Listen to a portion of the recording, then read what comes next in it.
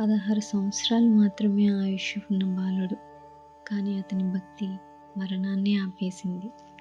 యముడిని కూడా వెనక్కి తిప్పింది. ఆ మహాభక్తుడు ఎవరో తెలుసా?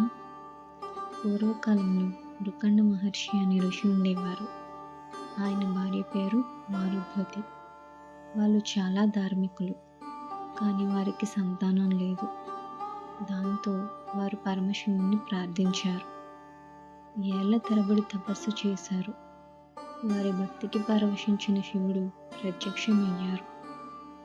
శివుడు అన్నారు, మీకు 2 వరాల్లో ఒకటి ఎంచుకోండి.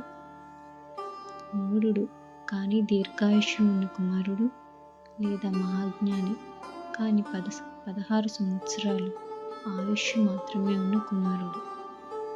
మహర్షి జ్ఞానవంతుడైన కుమారుణ్ణి కోరుకున్నాడు. శివుడు వరం ఇచ్చారు. కొంతకాలానికి ఒక మహా తేజస్సైన బాలుడు జన్మించారు. ఆ బాలుడే మార్కండేయుడు. చిన్నప్పటి నుంచే శివభక్తి ఎక్కువ. ఇతర పిల్లలు ఆడుకునే వయసులో మార్కండేయుడు శివాలయంలో ఉండేవారు. రుద్రం, శివనామం జపించేవాడు. పుష్పాలతో లింగాన్ని అలంకరించేవాడు.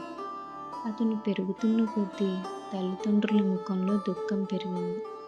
కారణం 16వ ఏట అతని ఆయుష్ ముగుస్తుంది. ఒకరోజు మార్కండేయుడు కారణం అడిగాడు. నిజం తెలిసింది, కానీ అతను భయపడలేదు. 16వ పుట్టినరోజు వచ్చింది. ఆ రోజు అతను శివాలయానికి వెళ్ళాడు. లింగాన్ని ఆలింగనం చేసుకొని జపం ప్రారంభించాడు. యమధర్మరాజు ప్రత్యక్షమయ్యాడు. సమయం పూర్తయింది అన్నాడు. పాశం విసిరాడు. ఆ పాశం లింగాన్ని కూడా తాకింది. అప్పుడే లింగం చీలింది. శివుడు ఉగ్రరూపంలో బయటకు వచ్చాడు. శివుడు యముణ్ణి ఆపాడు.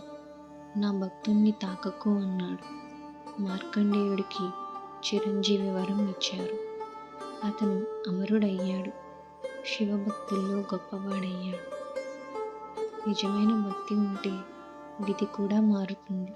శివునిపై విశ్వాసం ఉంటే భయం ఉండదు. ఈ కథ మీకు నచ్చినట్లయితే లైక్ చేయండి. ఇలాంటి పీస్ఫుల్ స్టోరీస్ కోసం సబ్స్క్రైబ్ చేయండి.